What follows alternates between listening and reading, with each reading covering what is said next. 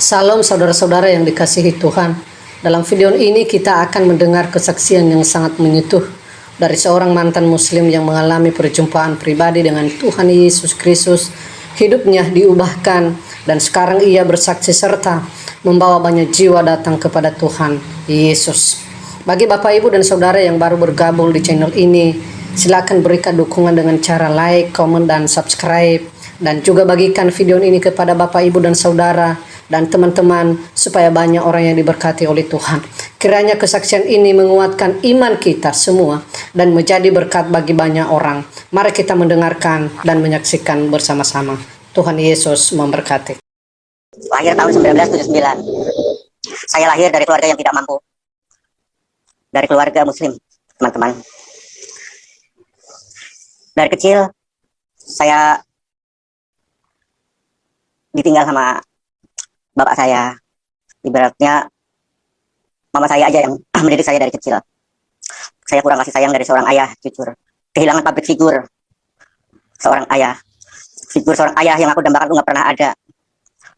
Mamaku sendiri selalu mengajari aku untuk hidup yang kuat, untuk membantu mamaku jualan juga, mengurus adik-adikku. Di usia segitu, di usia yang terlalu kecil menurut saya, terlalu dini untuk mengalami sesuatu yang secara ekonomi, karena kita dalam keluarga yang memang kekurangan, tapi ya itulah hidup. Tapi saya tetap bersyukur dengan bimbingan mamaku, walaupun akhirnya aku terbentuk feminim gitu loh. Yang tadinya aku mikir ya ini biasa aja gitu loh, karena memang sehari-harinya seperti itu gitu loh. Tapi orang-orang di luar sana tetangga bilang katanya feminim, ya itu mungkin secara tidak langsung aku terbentuknya feminin seperti itu, seperti perempuan. Nah, ditambah lagi setelah itu aku mulai bantu mamaku juga jualan. Ngider kan mamaku tuh jualan jajan pasar itu. Jadi saya bikin jajan pasar, ada mama saya yang jualan, ada saya yang jualan juga, bantu-bantu. Nggak pernah lelah saya mencari uang pada waktu itu. Pada waktu 6 tahun aja aku udah berani aku nyari duit, nyari uang, bekerja keras. Hingga pada saat sekolah saya selalu dibully sama teman-teman. Aku nggak punya ayah, itu nggak punya bapak, gitu loh. Saya sedih di situ. Timbul dendam dalam hati saya. Dendam yang sangat luar biasa terhadap bapak saya. Kenapa bapak saya selalu bisa mundur sedikit Pak? Kepala jangan terputus Pak ya. Tolong Pak. Iya, oke, gitu aja. Sip. Saya dendam dengan bapak saya. Kenapa sih bapakku meninggalkan aku? Meninggalkan dalam keadaan aku sengsara seperti ini dengan mamaku, tanpa ada rasa tanggung jawab. Sampai kalau ditanyain orang, bapakmu kemana? Udah mati, aku jawabnya gitu. Hingga sampai akhirnya aku lulus SD itu, orang nggak punya, lulus SD aja itu, lulus SD. Aku pergi ke Jakarta, mengadu nasib ke Jakarta, itu umur 13 tahun. Umur 13 tahun saya ngasih di sana. Umur 13 tahun saya ke Jakarta. Di sana saya kerja jadi pembantu rumah tangga. Waktu itu gajinya 45.000. Bayaran 45.000 waktu itu. Di situ segala pekerjaan saya lakukan. Karena saya juga terbiasa di rumah masak, yuk saya juga masak. Segala macam tak lakukan semua, punya serba bisa. Sampai ngurus anak kecil juga bisa. Nah, nggak tahu kenapa di situ anak saya ikut orang Chinese, tapi dia Kristen. Anaknya ini masih sekolah. Aku suruh ngajarin pelajaran agama Kristen. Gitu. Jadi aku suruh ngasih pertanyaan, nanti anak majikanku itu yang jawab, gitu loh. Di situ aku jadi, oh ini tuh pelajaran agama Kristen kayak gini, gitu. Udah. Lambat tahun, setelah tahun 96 saya pulang ke Jawa. Saya pulang ke Cilacap lagi. Dan di situ saya ketemu saudara. Pas di acara pernikahan, saudara juga di situ berkumpul. Malam itulah dimana aku dikenalkan namanya dosa, permainan, cinta sejenis. Justru dengan saudaraku sendiri. Waktu itu aku belum tahu apa-apa. Kok seperti ini gitu loh. Pada saat aku udah lagi memang tertarik dengan laki-laki, dengan heran sendiri aku juga. Kenapa aku tertarik dengan laki-laki? Gitu. Tubuhku laki-laki. Aku laki-laki, ngapain aku suka laki-laki? Gitu loh. Tapi ketertarikan itu semakin kuat. Semakin kuat. Sampai akhirnya setelah kejadian itu dikenalkan dengan saudaraku itu permainan homoseks gitu. Maaf kata ya, saudara-saudara, sobat miracle. Saya semakin di situ semakin hanyut, semakin ketagihan juga. Oh begini ya mainnya seperti ini. Oh gini ya permainannya seperti ini. Gitu. Tapi nggak tahu kenapa juga, memang udah jalannya saya harus seperti itu. Saya juga ketemu dengan komunitas gay dan waria di kota Cilacap sana. Saya ketemu mereka, saya kenalan. Oh, mereka membimbing saya malah gitu. Kalau dia ngeliat aku kayak gitu, ya udah ngapain sih kamu amat gitu kan. Kamu udah kayak gitu, sekalian aja terjun. Dandan aja, kamu kan masih muda. Waktu itu kan umur saya tuh baru 16 tahun. Berarti kamu cantik, kamu langsing. Kamu dandan aja, nanti kamu gampang nyari duitnya. Tuh. Oh, aku bingung loh, gimana sih nyari duit? Kalau cuma dandan kok bisa nyari duit, bisa dapat duit. Tuh. Ya bisa lah, nanti kita cariin gitu mereka bilang. Udahlah waktu itu aku udah potong pendek, gundul malah bahkan. Tetap aja sama temanku itu didandanin gitu. Didandanin pakai gaun, cantik, mangkal, akhirnya aku dibawa ke pangkalan sana. Dibawa ke pangkalan. Pas aku dibawa ke pangkalan, di situ yang namanya dunia pangkalan ya, maaf kata, orang baru pasti laris, pasti laku gitu loh. Aku dapat duit, enak ini dari laki-laki, dapat duit cuma kayak gini aja gitu. Itu yang buat ketagihan di situ. Aku pulang ke rumah dalam keadaan dandan, pulang ke rumah ketemu mamaku kaget gitu loh. Dan kamu ngapain kamu kayak gitu? Nggak apa-apa mah, cantik kan gitu kan aku. Karep mulah gitu kan mamaku. Aku kasih duit lah itu mamaku, dari duit yang kata orang bilang itu duit haram katanya. Tapi aku nggak peduli, yang penting kami itu butuh makan, adik-adikku tuh butuh makan. Jadi ya tetap saya kasih gitu. Hingga satu desa itu mungkin bisa gempar setelah saya dandan, merubah diri, pakai pakaian perempuan gitu loh. Karena waktu itu memang saya berpikir, oh iya, kalau untuk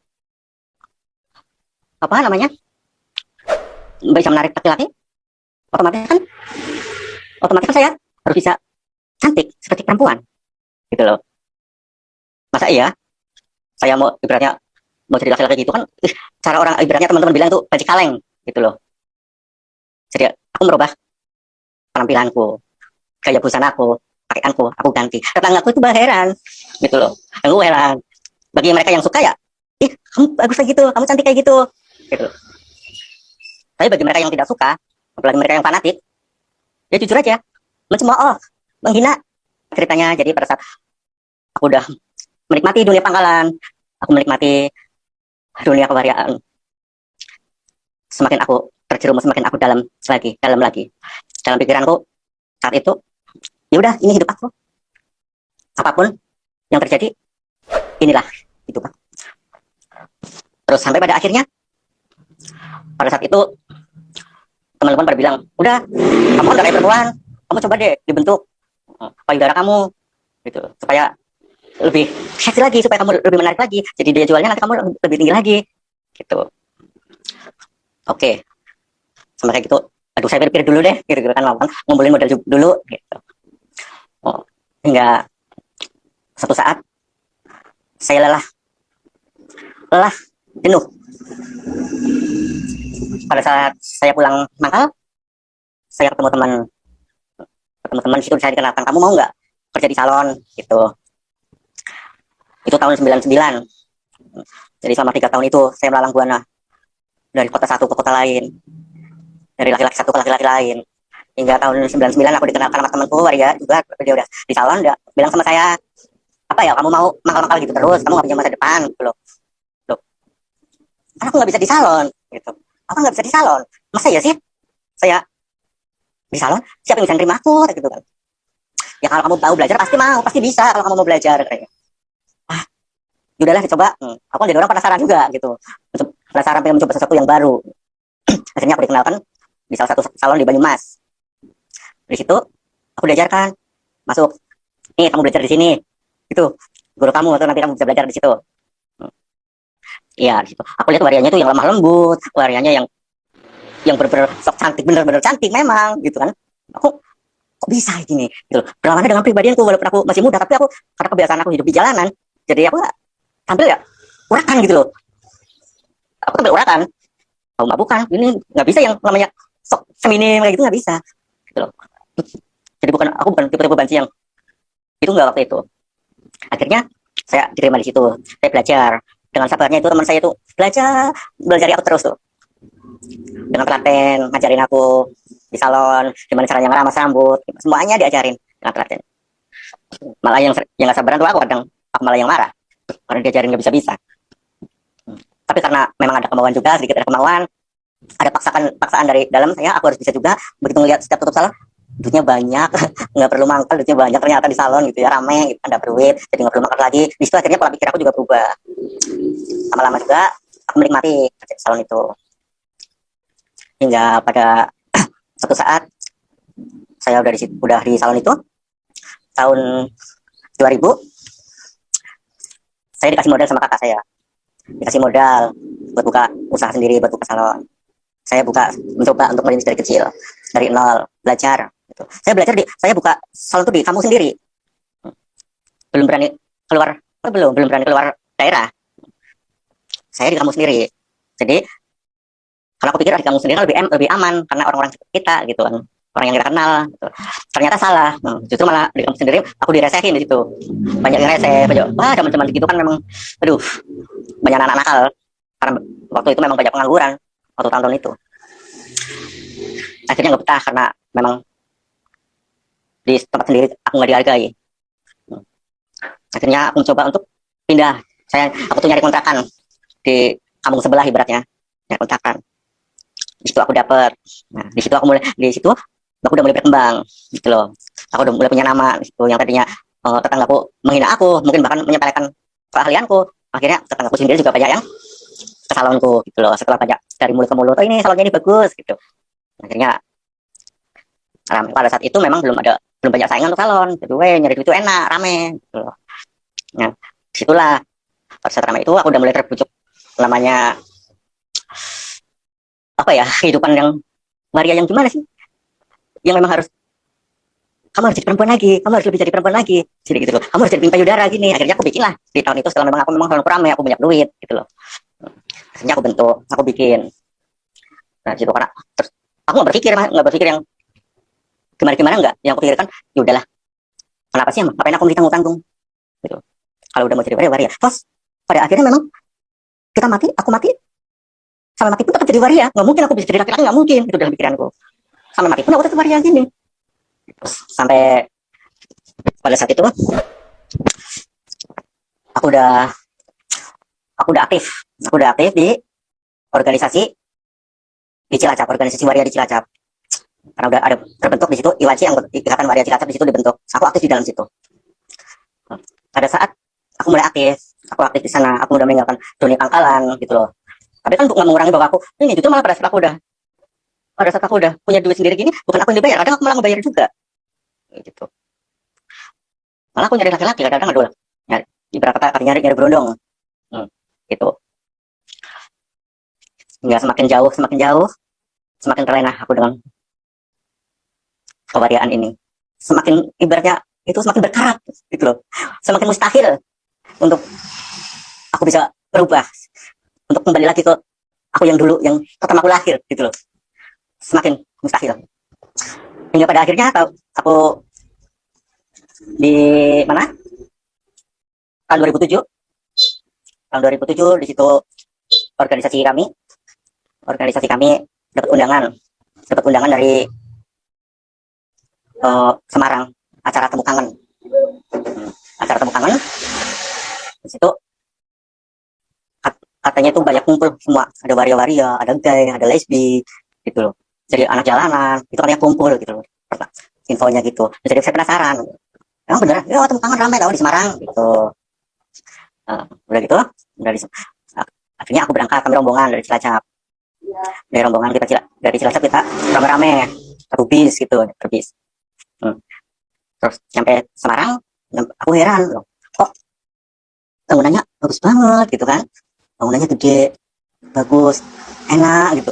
Terus begitu suruh datang, mereka pada mandi, pada ganti baju dengan segala kostum yang wah luar biasa, dengan seksi banget. Tapi pada saat itu aku tuh ada penyakit, ada sakit di kulit ini yang bahkan sampai pada saat kita udah di gedung itu yang dengan penampilan waria-waria itu yang wah luar biasa seksi, mereka kumpul dalam gedung itu. Ketika aku masuk ke dalam gedung itu, awal mulanya aku masuk ke gedung itu, aku tuh merasakan sesuatu yang aneh gitu. Ini gedung apa ya? Gitu. Kok hawanya tuh enak banget gitu. Beda gitu loh. Dalam apa? Rasanya dalam hati itu beda. Gitu.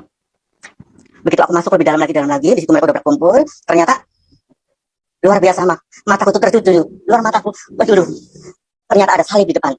Oh, ini gereja, gitu kan, ternyata gereja. Ya Tuhan, aku masuk gereja. Gitu.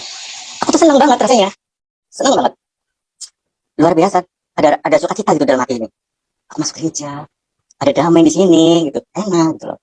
Terus pada saat teman-teman pada bilang, ih, kok ini gereja? Gitu. Terus mereka duduk agak jauh, aku langsung ambil posisi duduk ke depan, gitu loh. Di depan di situ pas kebetulan di situ yang ada kesaksian dari Jupiter Furistimo itu. Itu ada kesaksian dari dia. Saya semakin, oh, Tuhan Yesus, Kristen, gitu kan aku. Semakin penasaran lagi. Oh, pada saat itu ada apa? Pak pendeta itu bilang siapa yang ada keluh kesah penyakit segala macam, maju ke depan, kita doakan, gitu loh. Karena kebetulan memang waktu itu aku memang ada sakit di kulit, itu ada bercak-bercak merah, walaupun nggak terasa sakit, tapi itu mengganggu pemandangan banget gitu loh di tubuh itu. Nggak enak banget nih kulit. Tapi ada nggak gatal, nggak terasa, nggak sakit, nggak gatal juga nggak, gitu loh. Aku maju ke depan, didoakan. Ya udah, selesai, aku dikatain sama teman-teman, loh, kamu maju kok, ya biarin, kenapa enggak, gitu kan aku kan. Aku pengen maju. Akhirnya selesai sudah dari Semarang, kita pulang malam-malam tuh, langsung pulang ke Cilacap, rombongan lagi. Nah, setelah itu paginya aku nggak sadar, aku habis mandi, begitu aku lap-lap gini, kulit di yang ini tuh bersih, gitu. Loh, kok hilang ya, gitu kan? Kok bersih? Nggak ada. Padahal nggak berpikir semalam itu gereja itu, nggak berpikir ke sana. Gitu. Terus aku beres-beres salon. Nih, tiba-tiba di laci atas itu, meja atas tuh, karena taruh ada di salon ada meja kecil di atas. Di situ pas bersihin, kok aku kaget, di situ aku nemu salib. Gitu. Salib yang bukan buatan pabrik gitu, kayak buatan manusia, kayak buatan tangan. Loh, ini salibnya siapa ketinggalan di sini? Kalau memang ketinggalan nggak mungkin di atas, harusnya kan di bawah di meja tamu itu. Gitu. Aku nggak berpikir ke yang mana-mana lah. Ya udahlah, biarin taruh sini aja. Nanti juga siapa nanti ada yang nyari, tak taruh sini aja. Gitu. Nanti ada yang nyari tak kasihkan. Gitu. Itu salib.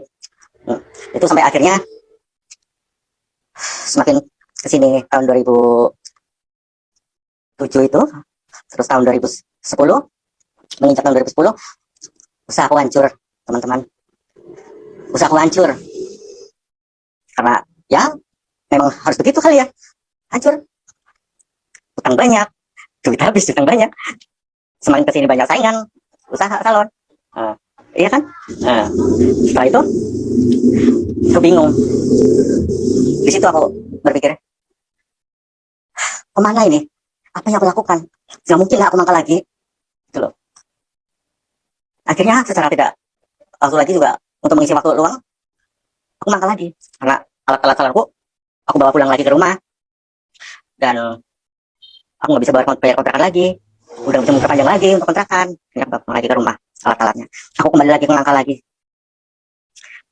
lagi, menikmati dunia malam lagi. Ya gimana lagi, hidup itu terus berjalan, kita butuh makan.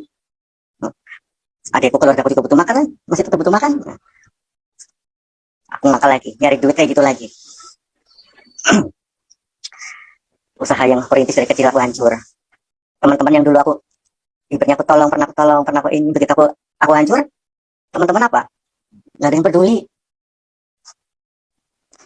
Mereka malah kasih aku di belakang, rasain, makanya, semuanya hanya gitu. Nggak ada satupun yang bisa menenangkan aku waktu itu. Akhirnya kemana? Ke dunia pangkalan lagi saya pergi. Ke dunia pangkalan lagi. Luar biasanya. Pada saat itu, dunia pangkalan penuh dengan kekejaman, dunia malam. Aku sampai mau ada preman yang mau memaksa untuk aku melayani, kalau nggak mau aku dipaksa. Sampai akhirnya karena aku nggak mau, aku udah mau dibunuh katanya. Tak bunuh kamu, gitu kan. Kebetulan dia bawa celurit, aku suka itu, gitu kan. Aku udah mati, kebetulan nih dia bawa celurit, gitu kan. Kebetulan banget. Nih, kalau kamu nggak mau, saya paksa, saya bunuh kamu. Oh, terima kasih kalau kamu membunuh aku, gitu kan. Saya nggak akan marah malah, gitu. Silahkan bunuh. Tapi sampai mati loh ya, gitu. Sampai mati. Jangan sampai enggak. Jangan cuma cacat, nggak mau saya. Harus sampai mati. Terima kasih malah. Daripada aku bunuh diri, gitu kan. Daripada aku bunuh diri, mending aku mati. Ada yang mau bunuh, wah saya terima kasih, gitu loh. Malah preman itu malah lari katanya, aku dikatain bajingan belum, bajing gila kamu, katanya. Loh, malah lari, gitu loh. Aku masih malah ada yang bunuh aku daripada aku bunuh diri. Itu kejadian luar biasanya di situ. Aku masih ingat aja tuh. Itu preman itu, wih, luar biasa, yang memang reseh, benar-benar reseh.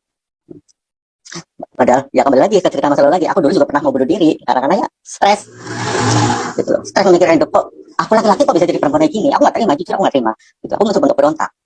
Udahlah, mending aku mati aja daripada aku hidup kayak gini nggak jelas, laki-laki semua laki-laki, malu, gitu. Nggak terima, berontak nih, mas. Saya mau bunuh diri nih di tangan ini. Aku udah ya segini, udah nggak pakai silat lagi, pakai pisau ya di sini, udah ngucur ini. Aku pikir udah sampai benar-benar darah udah keluar semua gini, lemas. Aku keluar, mataku udah nggak bisa ngeliat apa-apa lagi. Aku cuma pikiranku mati ini, pasti udah mati. Itu kan mati ya. Ya, aku bangun-bangun, gini, ini pasti aku dari dalam sana kali ya, aku udah mati ya. Aku belum buka mata ini, begitu aku coba-coba buka mata, aku masih dalam kamar. Kurang ajar. Loh, aku nggak mati. Sampai ini luka ini kering sendiri, darah kering, gitu. Wah, memang berarti memang Tuhan belum mengizinkan saya untuk mati. Jadi aku udah nggak tahu urusin lagi, aku dokter ya nggak dicek, nggak, udah biarin. Padahal ini dalam loh, ini bekannya sampai sini ada. Dalam kotak kita sambung lagi. Pada saat aku udah benar-benar terpuruk, hancur, nggak ada tempat untuk mengadu. Aku mengadu sama keluarga juga nggak mungkin, keluarga aku juga kekurangan. Aku nggak mau membebani keluarga, karena bagaimanapun juga keluarga harus tahunya aku. Jangan sampai lihat aku yang susah, jangan lihat susahnya, gitu. Aku pengen pulang bawa duit buat mamaku, aku pulang bawa duit buat adik-adikku, gitu. Jadi pas aku nggak mau cerita dengan keluarga, dengan mamaku, enggak. Biarkan aku yang nanggung resikonya sendiri, gitu. Sampai dalam keterpurukan itu juga, aku pergi ke, masih di Cilacap juga. Di situ aku di rumah teman, di salon teman, di situ aku dikenalkan. Bantu-bantu aku di situ, di salon, bantu-bantu. Udah, tiba-tiba di situ ada temanku juga yang waria, yang dulu akrab sama saya. Akrab, bener akrab. Tapi begitu lihat kondisi aku yang kayak gitu, udah terpuruk kayak gitu, dia kayak enggak, kayak malu gitu loh berteman lagi. Buru-buru mau duduk bareng, enggak. Dia sama temanku yang lebih kaya, yang sama-sama mungkin kaya sama dia, kayaknya udah gak pantas gitu loh. Aku gini, oh berarti memang gitu ya, gak pantas. Sebegitu apa persahabatan ini, pertemanan ini ya kayak gini ya, nah kakak. Ya udah, aku cukup mengerti lah. Akhirnya sampai saatnya ada temanku yang ngasih tahu, kamu mau nggak kerja di luar Jawa ini, gitu loh. Kemana? Ke Lampung. Ya udahlah, nggak apa-apa, daripada aku di Jawa percuma susah kayak gini. Udah, akhirnya aku dikenalin ke teman yang di Lampung. Di Lampung ini ya waria juga, cuma dia udah punya anak. Nah udah gitu aku dikenalkan ke Lampung, aku dibawa ke Lampung. Aku usaha, dibukakan usaha, dibukakan salon, nih kamu kelola di sini ya. Waktu itu tahun 2011. Pada saat tahun 2011 itu di daerah Lampung itu pedalaman itu masih sepi. Di salon tuh nggak ada, namanya TV tuh nggak ada, hiburan nggak ada, gitu loh. Jadi setiap kali salon udah tutup, udah jam 7 udah tutup, ya udah, kebetulan di depan salon itu warung tuak. Karena memang di Lampung itu dijual bebas tuak itu. Jadi kalau udah tutup salon, aku tuak bareng, ngobrol-ngobrol situ, sama minum-minum sama cowok-cowok di situ, minum bareng. Itu tiap malam kayak yang benar-benar hancur. Sampai setelah pada saat aku rame, salon banyak pengunjungnya, aku tuh kepikiran alay gitu, bikin status di Facebook gitu loh. Bikin status, terima kasih ya Tuhan atas rezekimu hari ini gitu. Nah, pada saat itu kok terus ada yang komen, ada yang inbox gitu loh. Dia ngomong gini, kamu manusia kayak macam kamu itu nggak pantas kamu nyebut nama Tuhan gitu loh. Aku di situ aku baper, sahabat-sahabat Pamir, sahabat. Aku di situ baper. Aku nangis di situ. Tuhan, aku memang nggak pantas ya nyebut namamu. Pada saat itu aku juga bingung, Tuhan mana yang harus panggil, gitu kan? Karena memang saya Muslim. Cuma saya sebut Tuhan, saya nggak pantas menyebut namamu.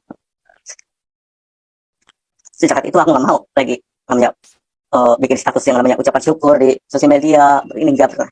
Udah trauma sampai saat sekarang ini. Sampai akhirnya di Lampung aku nggak betah, pulang lagi aku ke Jawa, pulang lagi Jawa, di Jawa kayak gitu-gitu lagi, apa sih ini gitu. Campur lagi dengan komunitas warga yang kayak gitu-gitu lagi, yang nggak ada, aduh gimana ya, timbul rasa bosan lagi ya. Akhirnya ada teman baru lagi nih yang bilang, kamu mau nggak kerja di Kalimantan gitu. Kalimantan, iya jauh banget, nggak apa-apa lah. Yaudah, aku terima tawaran ke Kalimantan daripada aku di Jawa juga lah, udah nggak apa-apa, tapi aku masih tanggung ya. Ya akhirnya aku Kalimantan, terbanglah aku ke Kalimantan sana. Di Kalimantan juga gitu, aku disediakan usaha salon, aku suruh mengelola juga di situ. Di situ salon semakin maju, semakin ramai. Tiba-tiba di situ aku punya langganan, dia malam baru masuk ke salon, tak tanyain, kak dari mana gitu kan. Oh, dari ibadah, dari gereja. Oh ya, emang kerja di mana? Ada itu di Sanggau situ dekat lah gitu. Emang kamu, emang kenapa gitu? Ya siapa tahu aja boleh aku ikut ikutan ibadah di situ gitu. Ya boleh lah kalau mau gitu. Akhirnya kapan? Udah minggu depan ya kita ibadah bareng di sana gitu. Tapi pas besok kan pada ibadah malam aja jam 7 ya, kita berangkat dari sini ya. Aku agak tenang nih. Akhirnya aku masuk gereja lagi nih, lama nih setelah sekian lama, apa setelah kemarin waktu di Semarang itu. Sampai ini mana Kalimantan ternyata ada teman yang ngajak lagi ke gereja. Di situ aku masuk gereja lagi, terima ibadah. Di situ aku dengan pakaian perempuan seperti waktu itu aku pakai rok, pakai hijab gitu. Nah, setelah satu kali ibadah, dua kali ibadah, tiga kalinya kalau nggak salah, terus aku dapat selentingan gitu loh. Temanku itu dikatain sama teman jemaatnya, iya ngapain sih kamu bawa bencong-bencong, ngapain kamu bawa bencong ke sini gitu, ngapain kamu bawa banci itu ke sini gitu. Saya di situ juga sedih tapi ya sedihnya karena apa, dari temanku yang nggak imbahnya gitu loh, mereka yang dikatain gitu loh, temanku yang bawa gitu kan, kasihan. Akhirnya aku memutuskan untuk yaudahlah kak, aku nggak ibadah aja nggak apa-apa gitu. Akhirnya aku nggak ibadah, aku putus lagi waktu itu, udah nggak ke gereja lagi, udah lebih dalam lagi masuk ke dunia yang nggak jelas ini. Sampai tahun 2013 mau 2014 saya pulang lagi ke Jawa, bosan lagi gitu, hanya mangkal lagi, bingung mau ngapain.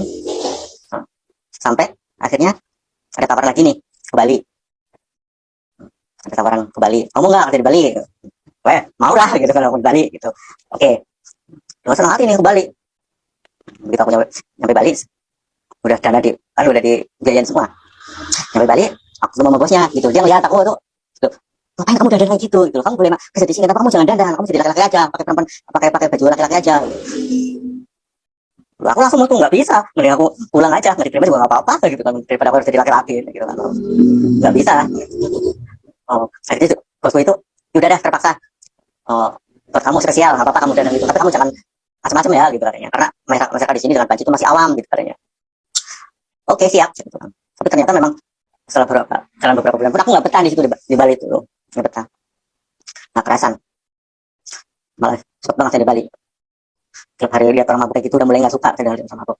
Terus akhirnya aku pulang lagi ke Jawa. Nah pulang lagi ke Jawa, aku bingung lagi mau ngapain ini, mau ngapain.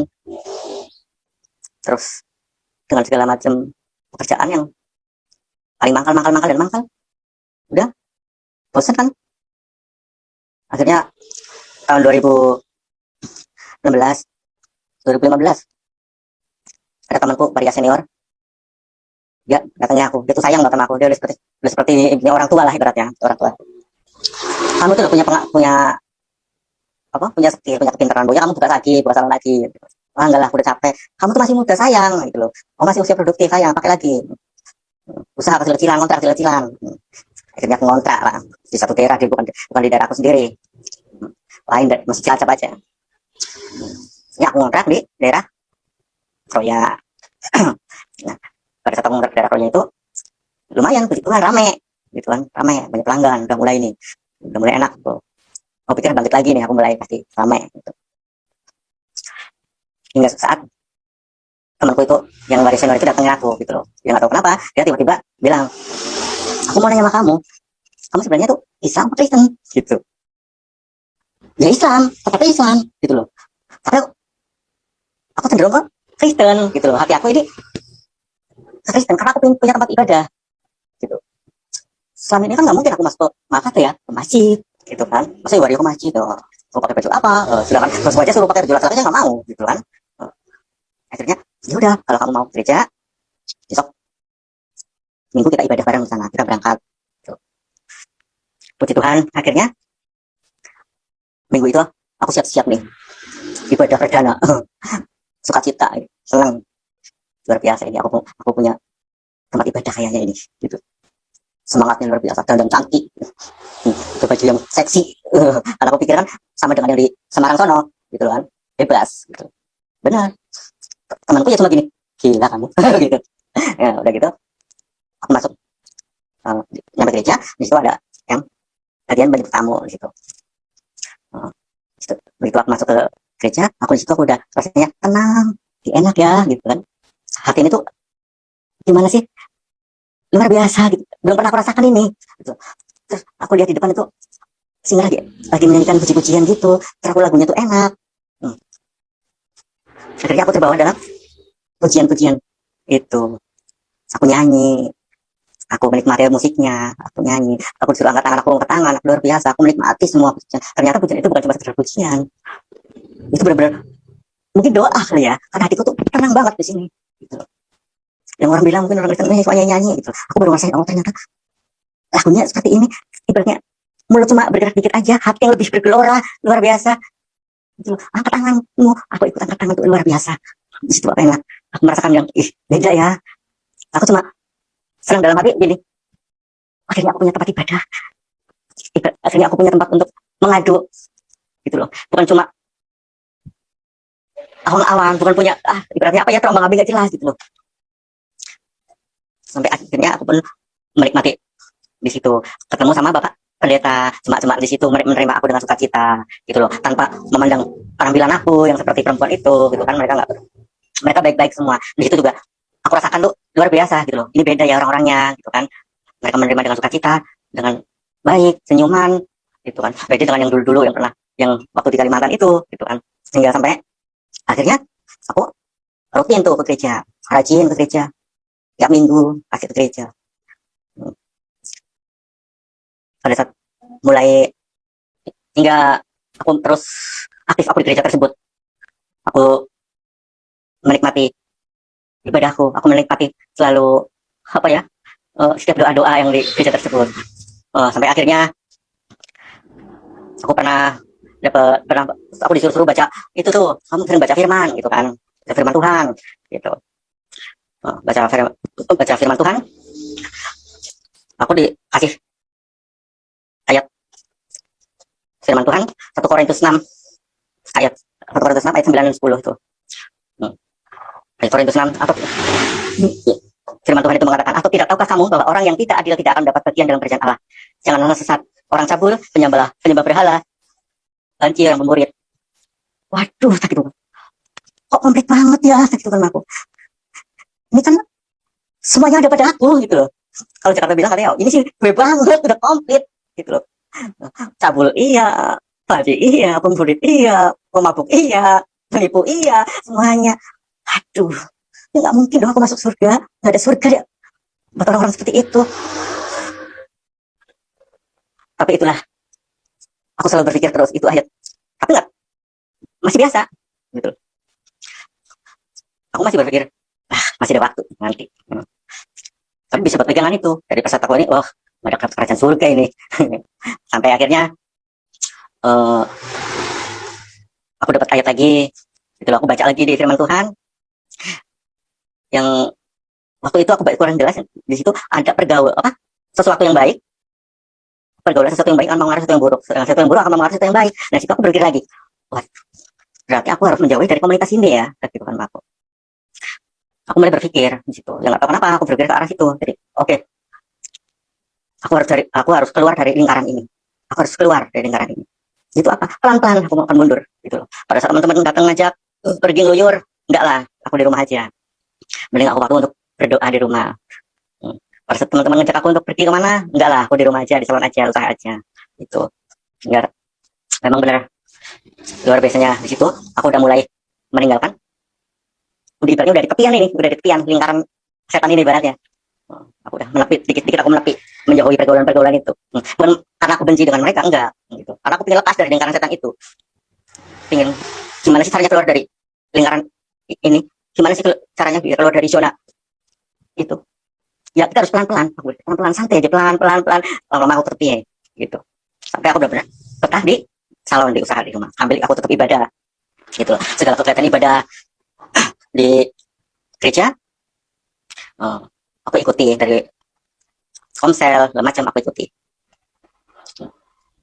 Sampai pada akhirnya karena aku tuh di CPDI, di situ ada pada saat itu tahun 2018. 2018 di situ udah mau masuk apa namanya ada doa 10 hari di situ, ada doa 10 hari Pentakosta gitu, Mei, sedangkan ulang tahunku tuh 11 Mei. Nah, aku tanggal 9 Mei, malam aku biasa baca Alkitab, malam-malam aku baca Alkitab, baca aku firman Tuhan, baca. Begitu aku baca dalam hati ini, coba kamu buka Wahyu gitu. Aku ingat karena ada orang yang bilang katanya Wahyu itu, kita Wahyu itu kan mengerikan sekali itu. Bener, penasaran, akhirnya tanpa sengaja ini aku langsung buka jebret halaman belakang dari Wahyu itu, langsung mata ini langsung tertuju di Wahyu 3 ayat 19. Mata aku langsung tertuju ayat itu. Barang siapa kasih, ya aku tegur dan kuhajar, sebab itu relakanlah hatimu dan bertobatlah. Aku bilang gini, Tuhan, apa maksudmu sih?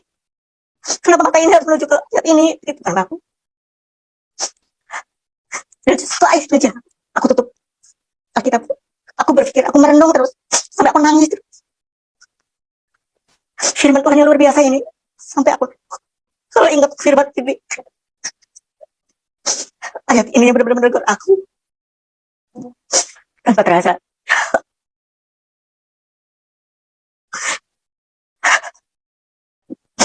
Hingga paginya, sampai aku bawa tidur, dan paginya aku bawa beres-beres ruangan buat beres-beres salon. Nah, pada saat itu, aku mau beres-beres kamar, ternyata mataku ini ngeliat baju perempuan, ngeliat baju-bajuku yang perempuan itu, aku bencinya setengah mati, benci banget. Apa sih ini? Pantas ini tempat ini.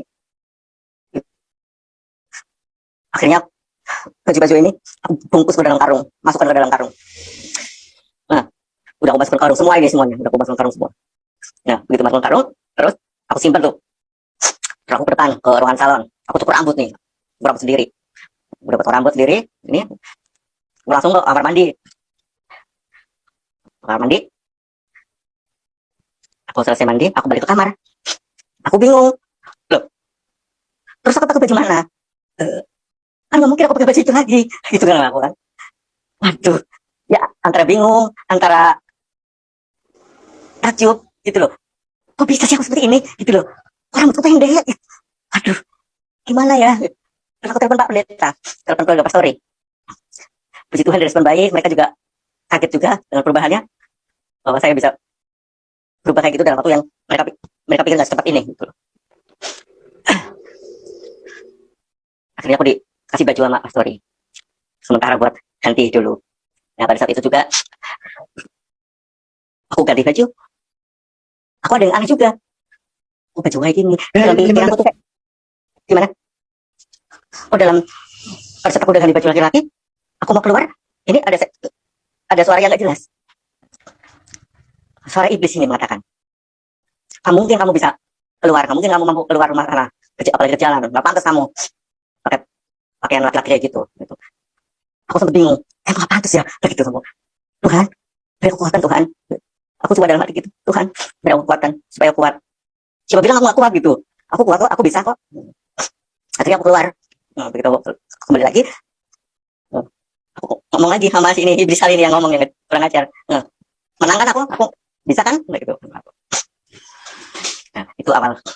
Itu luar biasanya awal saya berubah di situ. Ayat yang luar biasa bagi saya. Ayat yang luar biasa. Firman Tuhan yang benar-benar. Ya tanpa saya sadari. Gitu. Jadi bukan karena manusia saya berubah. Bukan karena Bapak Pendeta yang berubah saya. Tapi murni. Ini karena Tuhan Yesus yang luar biasa. Tuhan Yesus yang berubah saya. Seiring berjalannya waktu. Ya itu. Oh ya. Itu adalah kado terindah dari ulang tahunku. Tanggal 11-nya aku udah jadi laki-laki. Itu kado yang luar biasa, terindah dari Tuhan buat aku. Dan aku berpikir, ini udah selesai nih. Karena aku udah jadi laki, udah selesai nih pasti. Nggak mungkin aku ada permasalahan lagi enggak. Ternyata enggak. Gitu loh. Banyak kuncingan di luar sana. Mereka semuanya pada kaget. Gitu loh. Mereka di sana semua kaget. Ada yang bahkan mereka nggak percaya gitu loh. Ya memang wajar mereka nggak percaya. Karena saya sendiri juga nggak percaya. Oh ya bisa gitu loh. Itulah hebatnya Tuhan Yesus. Merubah manusia. Yang menurut manusia itu sangat tidak mungkin. Nggak mungkin seorang baju bisa berubah jadi laki-laki. Nggak mungkin seorang waria yang muda kayak gitu bisa berubah. Tapi Tuhan Yesus mengatakan bisa. Tapi nggak berhenti sampai dari situ. Aku masih cuci lagi. Ternyata aku udah mulai memikul salib kayaknya ini. Berat rasanya. Dikatain sama orang. Nggak pantas berdua kayak gitu dari laki. Nggak pantas. Banyak yang ngomong. Dan itu saya serukan sama Tuhan. Tuhan, kenapa sih harus saya? Kenapa harus aku, Tuhan? Kenapa harus aku yang sudah hancur kayak gini badan aku? Tubuh aku udah layak lagi jadi laki-laki, Tuhan. Seperti orang-orang itu bilang, nggak pantas. Kan masih banyak tuh di luar sana yang masih belum diapa-apakan, belum dirubah-rubah itu. Belum rusak. Saya kenapa yang rusak ini, Tuhan, yang kok jadikan aku seperti ini? Aku nangis saat itu. Aku bingung sama Tuhan.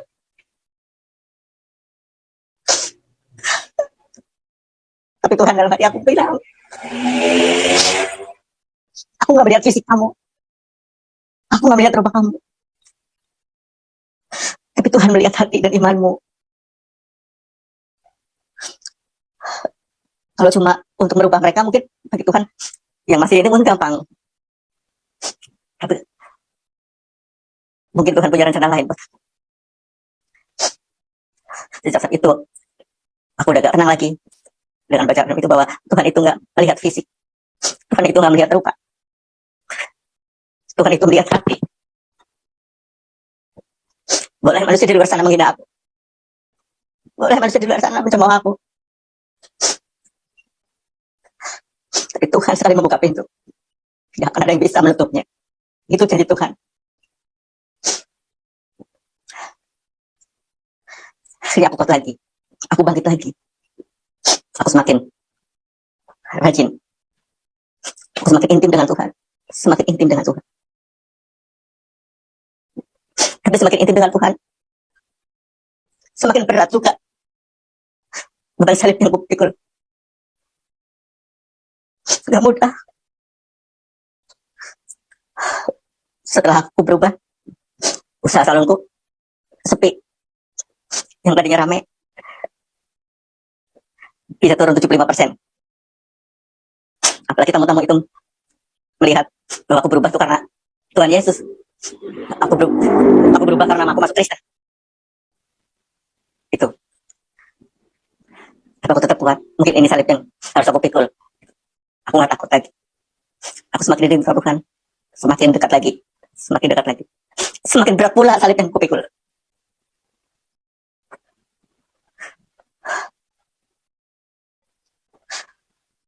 Aku cuma bisa berdoa sama Tuhan. Kuatkan aku Tuhan. Jangan lepaskan engkau dari, jangan lepaskan tanganmu dari aku Tuhan. Kalau bukan karena Tuhan, saya nggak mungkin bisa bertahan sampai saat ini juga. Sama sekali tidak mungkin bisa bertahan. Pada saat aku jatuh, karena salib yang semakin berat, aku jatuh lagi. Aku jatuh. Aku nangis. Ampuni aku Tuhan, aku udah jatuh lagi kayak gini. Aku gak kuat dengan omongan sana sini lagi. Tapi Tuhan bilang, kembali lagi ke ayat itu. Ke Wahyu 3 ayat 19. Aku baca lagi. Aku ingat lagi. Barang siapa aku kasihi, dia aku ikut dan aku hajar. Sebab itu relakanlah hatimu dan bertobatlah. Berarti kamu harus rela. Bukan hanya bertobat, aku hajar. Aku benar-benar hajar. Sakit, perih. Pedih banget. Tapi itu memang harus relakan. Itu memang harus aku pikul salib ini. Sekalipun pedih, aku harus tetap pikul salib ini sampai aku mati. Aku percaya tangan Tuhan Yesus akan menopang aku. Aku percaya. Orang lain di luar sana, taunya dia berubah jadi laki-laki. Ya udah, karena dia memang laki-laki. Mereka nggak tahu prosesnya seperti apa. Nggak tahu prosesnya seperti apa.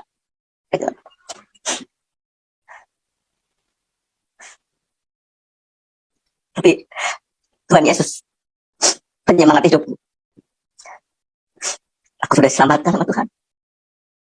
Aku sudah diselamatkan dari dunia pewarian itu. Bahkan yang sangat di luar pikiranku dulu. Kalau aku tuh bisa berubah jadi laki-laki, sudah sangat tidak mungkin. Kalau di luar nalar manusia, nggak mungkin. Hingga pada 2018 bulan September dibaptis sama Bapak Kepala dan dikasih nama Yohanes. Itu sesuatu yang luar biasa. Nama yang luar biasa. Akan aku pikul salib ini sampai kapanpun. Dan aku bukan cuma pribadi aku sendiri, tapi aku pengen teman-temanku, teman-teman warga di luar sana coba mengalami seperti aku. Tuhan Yesus sembuhkan, Tuhan Yesus jamah. Percayalah teman-teman,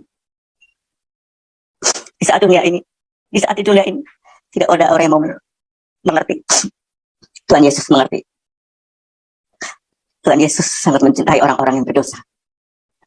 Tapi dia membenci dosa.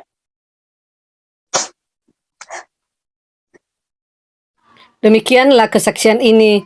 Kiranya Bapak, Ibu, dan Saudara semua diberkati serta dikuatkan untuk tetap setia kepada Tuhan Yesus. Kesaksian mereka ini bukanlah cerita yang dibuat-buat, melainkan kisah nyata dari kehidupan mereka, di mana hal yang tampaknya tidak mungkin terjadi dalam kehidupan mereka. Sejak mereka berjumpa dengan Tuhan Yesus, hidup mereka mengalami perubahan yang begitu ajaib, dan semua doa-doa mereka dijawab oleh Tuhan Yesus. Karena itu, mari bagikan video kesaksian ini kepada keluarga, sahabat, dan orang-orang yang terdekat kepada Bapak Ibu, supaya mereka juga dikuatkan dalam iman.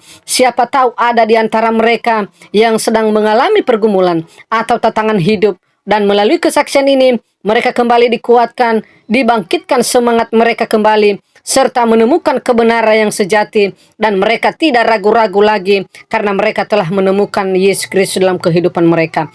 Terima kasih, sampai jumpa di video selanjutnya. Tuhan Yesus memberkati.